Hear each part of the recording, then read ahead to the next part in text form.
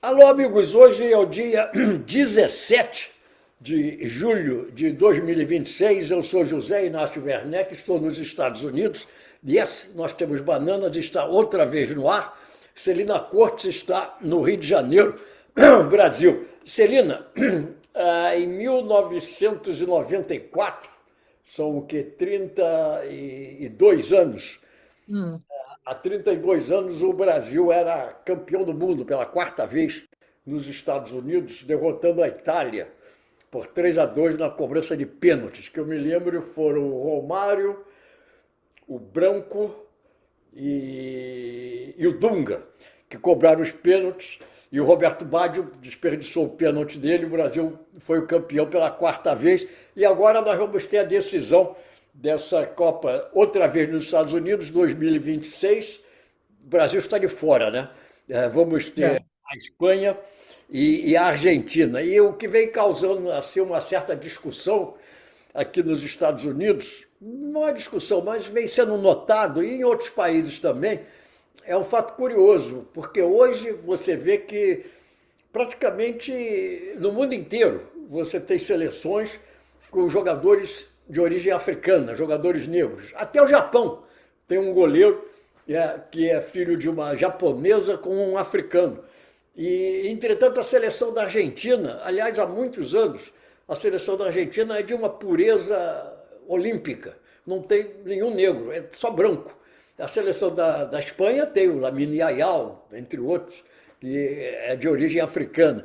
É uma coisa curiosa isso, e seria uma espécie de racismo por parte dos argentinos, ninguém sabe. O fato é que, me interrompa, por favor, se você tiver algum Tá, tá. isso.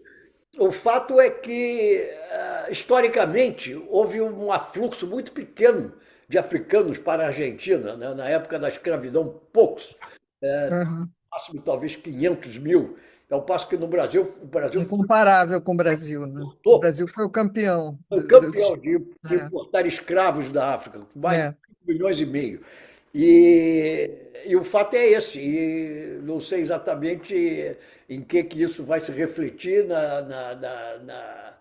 na simpatia do público mundial, mas eu desconfio muito que a simpatia do público mundial está mais com a Espanha do que com a Argentina. Argentina. Você sabe que eu li hoje que o salário pago ao Ancelotti é o dobro do que ganham o técnico da Argentina e da Espanha juntos. Olha, o nosso querido Humberto Borges está entrando aqui no ar.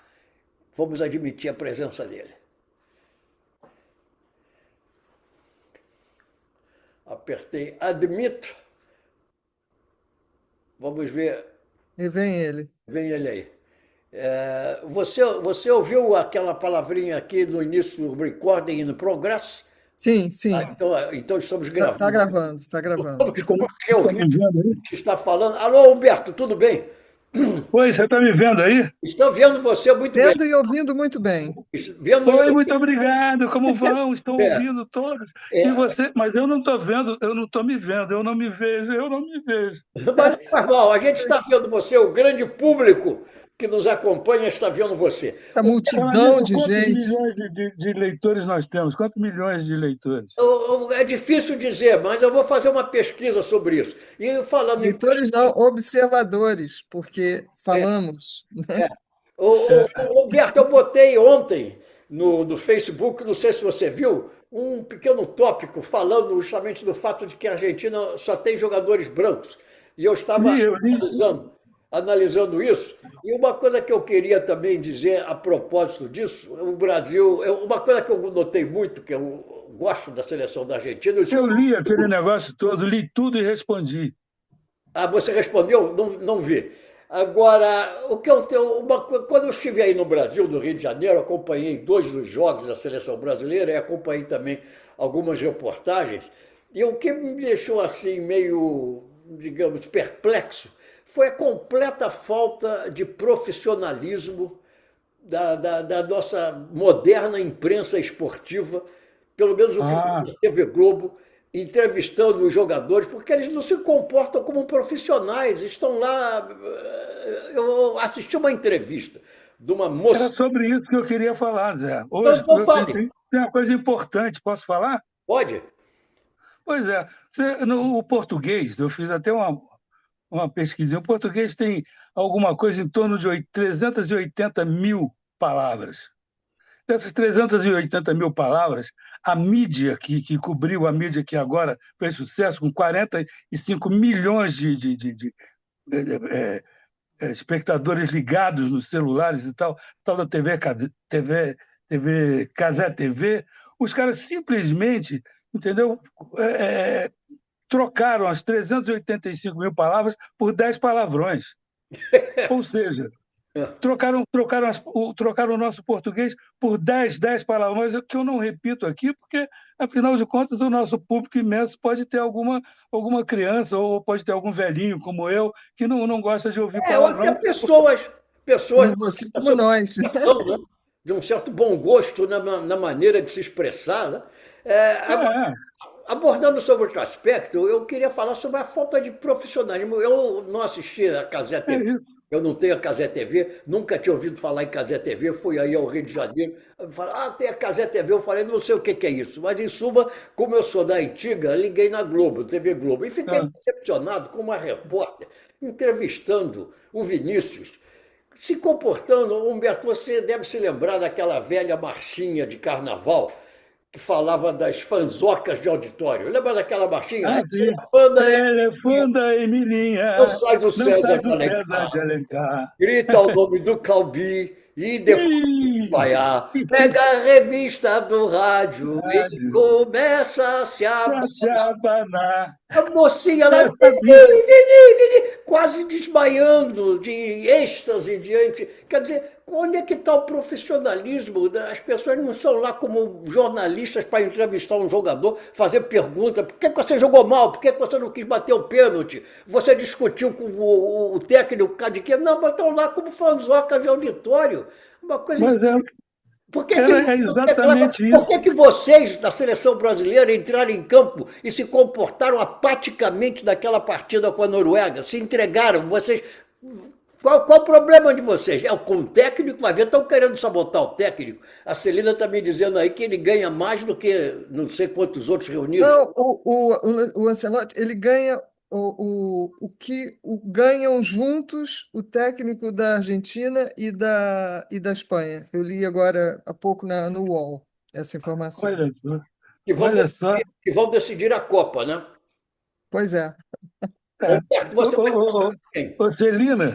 Celina, você conhece a música da Emilinha que o Zé Inácio cantou? Conheço! Ela é fã da Emilinha. Conheço, sim. O Zé Velhos Inácio está carnavais, né? crescendo bem a beça. Nós somos praticamente todos da mesma geração, estamos todos Mas o perto. Humberto está falando o seguinte: a seleção da Argentina, que eu me lembre, e fez até uma pesquisa sobre isso, teve no passado, na década de 20 e 25, um jogador negro que era originário de Cabo Verde, de uma família de Cabo Verde. Só Depois podia ser. teve um jogador, os dois outros não eram completamente.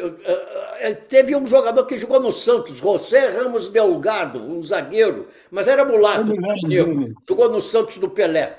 E agora tem um haitiano, porque um casal de argentinos adotou um garoto haitiano e ele está na seleção sub-17 da Argentina. Pode ser que um dia chegue à seleção principal. Mas fora isso, a Argentina é uma exceção no mundo hoje, não tem nenhum jogador negro. Mas, em compensação a França, a A Inglaterra, França, todo a mundo, maioria eu do acho Estados isso muito Unidos, legal. né? a Porque os Inglaterra, negros, eles são os craques a do futebol. Noruega, a Alemanha, a Suíça, Os o Estados Japão. Unidos, aquele cara que foi expulso, como é que é o nome dele?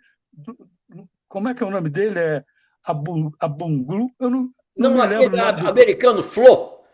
O É, Flo, que foi expulso, que o que ganhou o Trump cartão botou vermelho. ele de novo dentro do campo, subverteu as regras da FIFA, desmoralizou as regras do futebol, depois, colocando ele Foi de novo. quando o Donald Trump interveio junto ao aquele subalterno dele, o Gianni Infantino, presidente da FIFA, né, e conseguiu resgatar, né, o cartão, quer dizer, rasgou o cartão vermelho e resgatou a presença do jogador. Mas uma coisa curiosa que eu queria mostrar a vocês, estão falando muito aí que a Copa dos Estados Unidos foi um sucesso, não sei o que e tal. Não foi esse sucesso que estão falando, não. Pelo menos os hotéis e as empresas aéreas estão reclamando muito.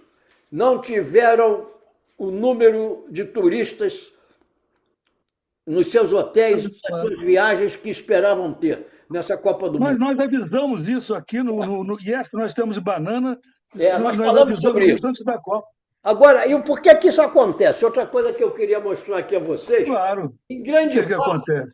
Grande parte, as pessoas não quiseram vir, pessoas de outros países não quiseram vir para a Copa do Mundo nos Estados Unidos, em grande parte por causa da antipatia que o governo do Donald Trump conseguiu angariar no mundo inteiro. Tem aqui uma notícia interessante, olha, aqui também hoje, no New York Times de hoje, aquela notícia que eu mostrei anteriormente sobre a falta de hóspedes nos hotéis também é de hoje. Está aqui, ó. A China é vista de modo mais positivo do que os Estados Unidos em 25 de 36 países onde foram feitas pesquisas. Isso é o que o Donald Trump... Esse problema, José, antipatizar os Estados Unidos.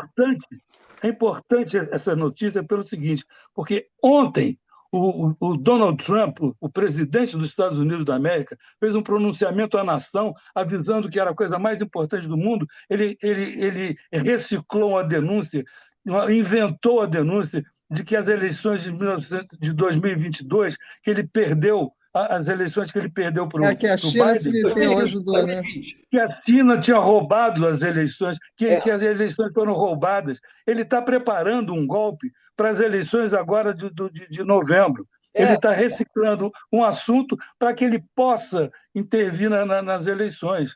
Então, claro que a China tem direito de... E o Xi Jinping ficou calado, sabe por quê?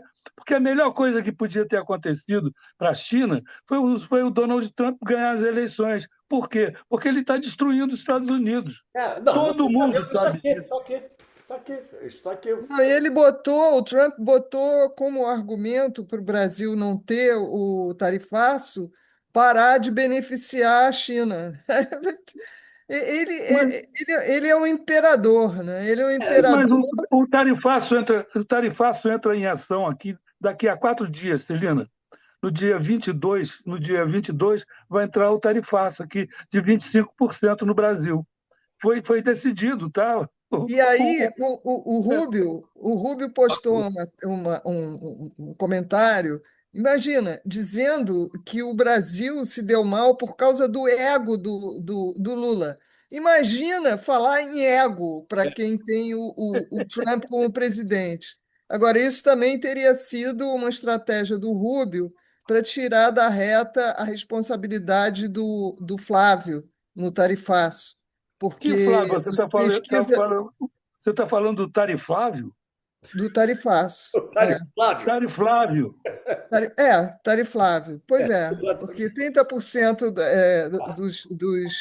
dos que foram entrevistados pela Quest atribuem ao Flávio o o tarifável, daí o nome Não, dele. foi o Eduardo Bolsonaro que começou com isso, e o Flávio apoiou, e aí se danaram, porque isso deu popularidade ao Lula com o discurso da nossa autonomia, e agora aí ele vai para os Estados Unidos para pedir, não era para cancelar o tarifaço, é para adiar para depois das eleições.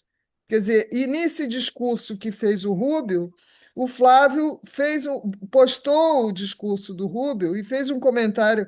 Olha aí o que o Lula faz. É por causa do Lula que a gente está entrando nesse tarifaço. Quer dizer, ao invés dele ir contra o tarifaço, contra uma coisa que vai prejudicar o Brasil, ele dá uma de político de criticar o Lula, que não tem nada a ver com isso. Olha aqui, pessoal. Cadê a minha bola de cristal? Tem uma bola de cristal. Beijo, uma bola de cristal. Aí, beleza. Uma bola de cristal. A minha bola de cristal diz o seguinte, que essa questão do tarifaço está relacionada com o PIX. Claro.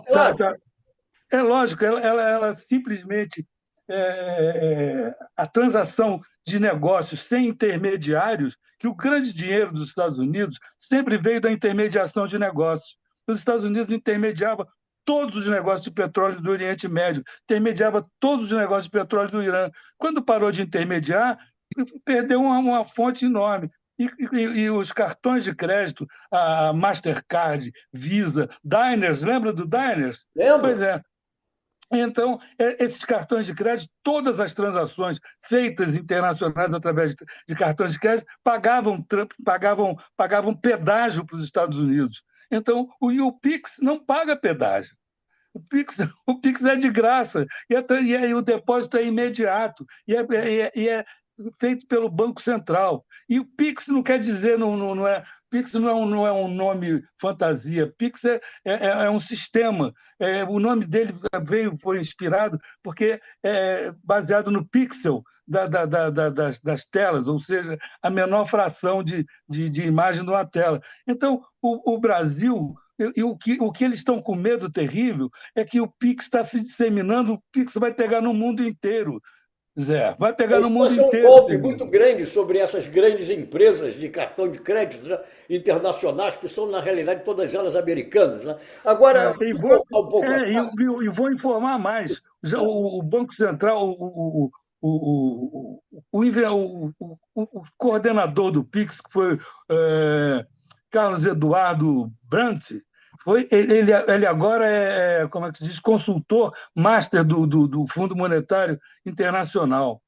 E ele está ele tá coordenando, ele vai disseminar, ele vai introduzir o Pix, entendeu? Nas relações comerciais internacionais. Vai haver um Pix internacional. E esse Pix internacional já começa ensaiado pelos BRICS. E então o Trump está desesperado com essa história.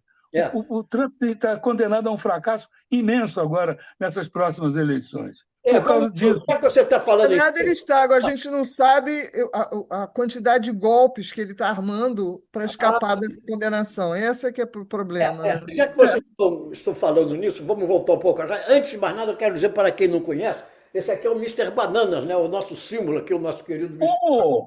Embaixo aqui do meu Twitter e do meu website. Mas é o seguinte, ô, Roberto, Tem banana? Peraí que eu vou te bananas tá arranjar. aqui, não precisa. Você tem também Olha um. aqui, ó. Ah, sim. Isso aqui é o Mr. Monkey, o comedor de bananas. O comedor de banana, exatamente, bem apropriado.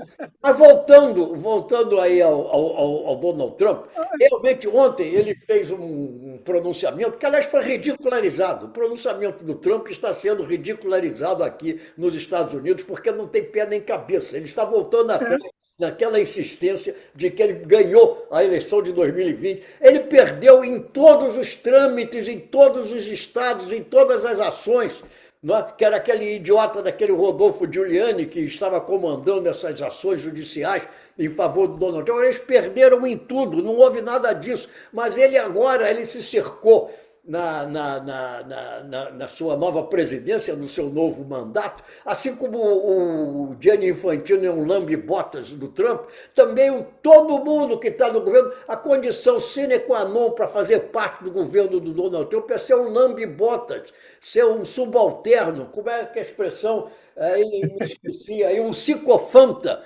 do Donald Trump. Psicofanta é ótimo. Pode estar. Uau! Você não pode estar no governo se não disser, antes de mais nada, a sua eleição você ganhou em 2020 e você foi roubado. Ele está sendo ridicularizado. Agora, tudo isso é o seguinte, é que ele quer dar um golpe. Ele sabe que ele vai perder as eleições do termo e ele não vai aceitar a derrota. Ele vai estar preparando não sei que espécie de golpe que ele vai dar. Ele tentou já dar um em 2021 com a invasão do Capitólio. E agora ele vai perder a eleição para o Senado e para a Câmara. Tudo indica que vai perder. E ele já está preparando uma desculpa para dizer, não é possível, não pode empossar o fulano de tal, não pode empossar o fulano de tal. É isso que ele está querendo fazer. Agora, está se complicando cada vez mais, porque tem uma notícia aqui, acaba de estar aqui, ó, na edição online do New York Times. Os Estados Unidos enfrentam o limite do seu poder de fogo. e as lições de guerras do passado, assim como seus antecessores, o presidente Trump está encontrando dificuldades para ter sucesso no campo de batalha contra o Irã. Ele está entrando pelo cano. E esse Marco Rubio, o Marco Rubio, eu já falei aqui, o Marco Rubio, ele é um hispano com um complexo de inferioridade.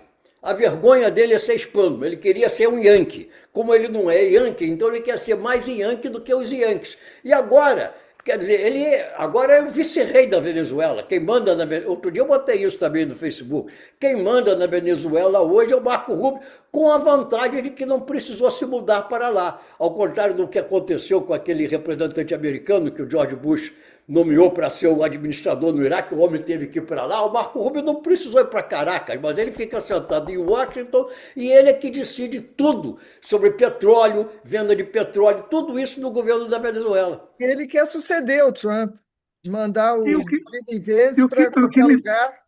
Ele quer ele ser o sucessor do Trump. E o que me deixa constrangido nessa história, Zé Inácio, Celina, é que a nossa famosa Organização dos Estados Americanos, cuja sede fica a uns 300 metros, 352 metros da Casa Branca, né? Na mesma calçada, não dá um pio. A Organização dos Estados Americanos está se revelando uma das coisas mais pusilânimes das Américas. E não dá um pio, porque sabe que o dono lá os caras caem, são todos colocados pelo Trump. O Marco Rubio, que você está citando aí agora, depois eu vou escovar os dentes, porque falei o nome dele. O Marco Rubio está querendo destruir o Tribunal Penal Internacional. Isso está no jornal. Está aqui, ó. Você falou, está aqui, no New York Times. Tá aqui. Eu estou lendo o New York Times sem ver o New York Times. Está aqui dando aqui. O Marco Rubio jura que vai desmantelar a Corte Internacional Criminal. Agora, por que ele vai desmantelar a Corte Internacional Criminal? Porque os Estados Unidos... Viu a minha bola de cristal? Da Corte Internacional Criminal para condenar o Nicolás Maduro, para condenar o presidente de Cuba, para condenar um sátrapa qualquer do interior da África. Mas se a Corte Internacional Criminal tem a ousadia, por exemplo, de dizer que o Benjamin Netanyahu é um genocida, e está fazendo uma campanha de genocida em Gaza, aí o Marco Rubio diz, é um absurdo, tem que desmantelar. Os Estados Unidos não reconhecem essa Corte Internacional Criminal. Antes que eu esqueça, a nossa bola, nós temos uma bola de cristal, a nossa bola me diz o seguinte, que o J.D. Vance, J.D. Vance, o vice-presidente dos Estados Unidos, está entrando em rotas de colisão com Donald Trump. O J.D. Vance, nessa semana, ele declarou que Israel que Israel está tentando descarrilhar as negociações de paz no Irã. Você leu isso aí? Isso é evidente. Isso é evidente, porque todo mundo sabe que o plano de Israel era instalar como presidente do Irã o Ahmadinejad. Lembra daquela figura que foi presidente do Irã? Agora, recentemente, há meses, um ano, há pouco atrás, Israel estabeleceu um plano em que... Você lembra de uma conversa que nós tivemos aqui, que na véspera do dia em que o Donald Trump mandou bombardear o Irã e matou o Ayatollah Khamenei, tinha havido uma reunião na Casa Branca do Benjamin Netanyahu, acompanhado pelo chefe da Mossad, o chefe do serviço secreto americano, né? E o Marco Rubio... Americano não, israelense. Não, e também o diretor do FBI dos Estados Unidos, o chefe do Mossad, que é o serviço secreto israelense, o Benjamin Netanyahu, o Donald Trump e o Marco Rubio, e o Benjamin Netanyahu disse, bombardeie o Irã, porque no dia seguinte, ou mesmo horas depois, o povo vai se levantar em revolta. Tudo isso é porque eles tinham feito uma trama. Tá entendendo? A Mossad, através de seus agentes no Irã, tinha feito uma trama que realmente ia incitar uma rebelião popular e instalar o Ahmadinejad no poder. Só que entraram pelo cano, não Não deu aconteceu nada certo, disso. né? E agora o Donald Trump não sabe o que faz. Porque esse Pois negócio, é. isso não pode acabar bem para os Estados Unidos de maneira nenhuma. A única maneira de acabar bem nos Estados Unidos é os Estados Unidos botar o que eles chamam boots on the ground, botas no chão, isso é, soldados lá. Isso aí é impopularidade total, E, porque aí, senão e vai essa rolar. guerra que já é impopular, aí acaba o governo do Donald Trump. É, Porque o é. povo É. americano não quer mais saber disso. Não quer mais saber de perder gente como perderam no Vietnã, no Iraque. Não quer mais E, saber. o, e essa rota de colisão entre o vice-presidente e o presidente dos Estados Unidos, o J.D. Vance e o Donald Trump, está relacionado com o fato de Israel ter encalacrado os Estados Unidos deliberadamente na guerra do Irã e caiu fora. Os Estados Unidos estão trabalhando, bananeiros do Brasil, os Estados Unidos estão trabalhando como leão de chácara de Israel no Irã. Entendeu? Virou, É isso aí. virou gigolô. É isso aí, virou gigolô do Irã, de Israel no Irã. E o Joseph Vance está vendo que isso daí vai ser um desastre para a direita, para a ultradireita, para os republicanos americanos. Não é? Celina, por favor, fala mal de alguém do Pois Brasil, que eu já é, eu estou. estou querendo falar um pouquinho aqui Fala aí, fala aí. da nossa sucessão.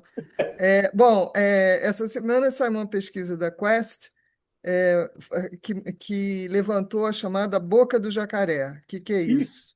Que é uma tendência que vem sendo crescente de popularidade do Lula e de desgaste do Flávio. Quer dizer, pesquisa de opinião não é uma previsão de futuro, é um retrato do momento.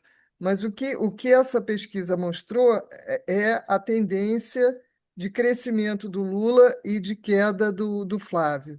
E o Flávio é uma coisa impressionante, porque a cada momento surge uma novidade contra ele, né? Essa semana, Tari a Flávio. Juliana Del Piva, que é uma excelente jornalista que está no ICL, publicou uma foto do Flávio com um sicário, que era o Sobre cara que matava, é. que era o braço armado do Daniel Vorcaro, da a chamada turma, e ele foi preso e supostamente se matou na prisão. É curioso porque isso aconteceu, essa morte dele até hoje não é uma coisa bem explicada, assim Lembra um como pouco a morte do O Adriano Nóbrega, aquele miliciano, chefe do escritório do crime, Apagado na morreu Bahia. de uma forma na Bahia também muito mal explicada, né?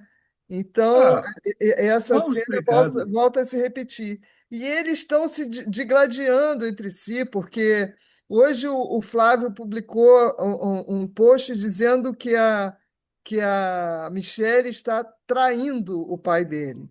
Quer dizer, Ih, essa palavra traindo foi pensada. Ele podia dizer que ela não estava sendo leal, mas ele disse que a Michelle está traindo, porque também está nessa traindo pesquisa em que da Quest, sentido? a popularidade da O Michelle Humberto fez é uma maior pergunta. do que a do Flávio. O Celina, o Humberto fez uma pergunta aí. Qual foi, Humberto? Fala, Humberto. Traindo em que sentido? Pois é, ele deu a entender que é em todos os sentidos, né? Em Eita, todos os sentidos. caramba! Pois é. Então, Cala de boca, Não, não é não, minha e bola. o fato dele ter divulgado a tal carta que o Bolsonaro escreveu, o Bolsonaro, ele não escreveu a carta para a família, ele escreveu a carta para os brasileiros.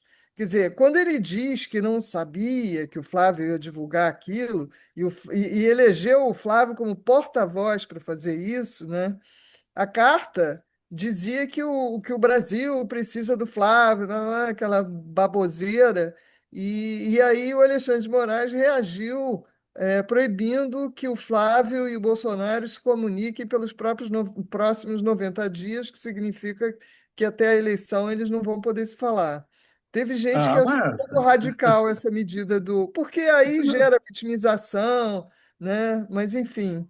É, é tudo uma forçação de barra, tudo que envolve os Bolsonaro, tudo tem um lado podre, não escapa nada. O PL Então, mas também, a o Valdemar percepção, da Costa Neto foi pego mandando emendas, quando ele já não é mais parlamentar, ele não pode fazer isso. 119 mil milhões de reais em emendas que ele distribuiu, e ele não é parlamentar, ele não tem, assim como o Celina, Eduardo Cunha. Então, Celina, mas a é uma percepção, podridão, assim, uma coisa é, desculpe enojante. interromper, mas a intuição, mesmo que os brasileiros não sejam tão bem informados como deveriam, ou seja, se interessam mais por outras bobagens, na verdade, a percepção popular, a intuição, está se revelando nas pesquisas, que, aliás, Exatamente. são fajutas. Né? O Lula está disparando nas pesquisas para cima, e o Bolsonaro, o Tariflávio, está disparando para baixo. O povo está percebendo isso. As pessoas já viram que não é, que não é possível, entendeu? Que um sujeito fique em cana dentro de casa com 11, com um arsenal, né? E não volta para a Papuda. Né? Ou seja, está vendo que a Michelle está sabotando, que o projeto da Michelle é 2030, que está fazendo Imparáveis, as imparáveis.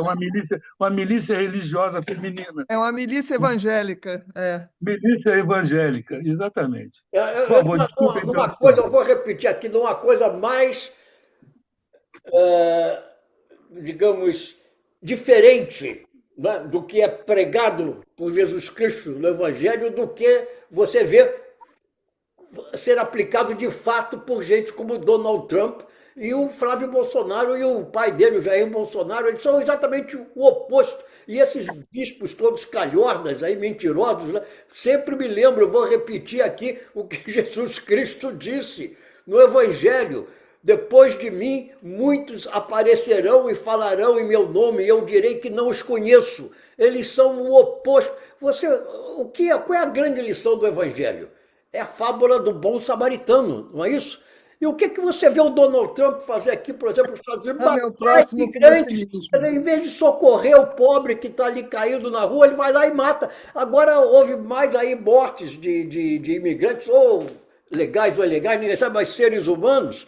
E aí veio um clamor popular e o ICE, não é? O Serviço de Imigração e Alfândega, desistiu de fazer essas paradas no trânsito. Aí o Donald Trump falou, não, tem que fazer as paradas. Ele está insistindo, ele quer isso, ele quer matar a gente. Sim, mas ele precisa do caos, Zé Inácio. Todos eles, Ele, né? O Bolsonaro ele, foi o tempo inteiro, a gestão dele era o caos, assim, sem parar, Olha, né? e ele precisa do caos, precisa do nós estamos caos. acabando aqui, outra coisa que a gente precisa ressaltar nessa questão dessas tarifas é o seguinte: historicamente, os Estados Unidos levam a melhor nas transações comerciais. Superavitário, os Estados Os Unidos são Estados Unidos superavitários. têm um saldo nas relações comerciais com o Brasil. E esses idiotas vão lá em Washington dizer para o Donald Trump que ele deve aplicar tarifas contra o Brasil.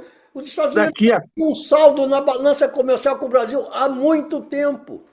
temos que avisar que daqui a 4 dias entram em vigor as tarifas do Tariflávio, que foi lá pedir, ele e o irmão dele, o Bananinha, Eu e sei, eu, mas você foram sabe o pedir a seguinte, tarifa já daqui a 4, do dia 22, internacionalmente, e isso aí reflete direto na bolsa, no prato, no feijão do pobre, do seu Chico, que ontem eu dei para o seu Chico, coitado, me pediu um cobertor no meio da rua, eu não tinha, dei uma suéter do meu avô. O que aconteceu? O seu Chico dizia, eu estou com fome. Tem gente com fome aqui na rua, no Rio de Janeiro. não, E o cara está botando tarifa, está indo lá para pedir tarifa para prejudicar o país. agora, o Isso é interessante é uma o coisa seguinte, bárbara. internacionalmente já está muito claro em toda a imprensa internacional, quando você lê sobre tarifas, você lê também sobre a ligação da família Bolsonaro, do Eduardo Bolsonaro, do Flávio Bolsonaro, com o Marco Rubio, com o Donald Trump, com as tarifas. Isso é uma coisa que está sendo tão óbvia Ah, internacionalmente que ainda Não há mais como contestar, não há como contestar. não há como contestar. Bom, meus É. amigos, olha, estamos chegando aqui ao fim do nosso programa. Se vocês tiverem alguma coisa rápida para dizer. Eu tenho uma coisa rápida para dizer. Diga. Eu quero deixar um voto de pesar pela morte Renato Machado. não, do Renato Machado, nosso amigo, não é pelo Renato exatamente, pelo emir do Catar. Esse homem ele fez a televisão Al Jazeera, que é uma emissora que honra o jornalismo, que honra, entendeu, o mundo árabe e que informa o que está acontecendo em Israel. Então, esse homem merece o emir Amin Ahmad do Catar. Uma emissora de televisão que é um exemplo para todas as outras, ao contrário das que estão fazendo cobertura de futebol aqui no Brasil. Bom, e fica também aqui meu voto de pesar pela morte do Renato Machado, que eu conheci no Jornal do Brasil. Aliás, ele tinha acabado de voltar da BBC de Londres, onde eu depois fui trabalhar. Quer dizer, nós temos muitas ligações jornalísticas. Realmente era uma figura muito, muito simpática. Meus pêsames da família do Renato também. Eu estou escrevendo alguma coisa sobre isso, Zé. Tudo bem. Celina e Humberto, então ficamos aqui até a próxima sexta-feira. Um bom fim de semana. Até logo, gente. E vamos de Espanha. E vamos de Espanha domingo, hein? Bom fim Até de logo, semana a Espanha vai ganhar. para todo mundo. Tudo bem. Um abraço. Abraço. Ó a minha bola, a Tchau. Espanha vai ganhar. A Espanha Vamos vai lá, ganhar. vamos lá.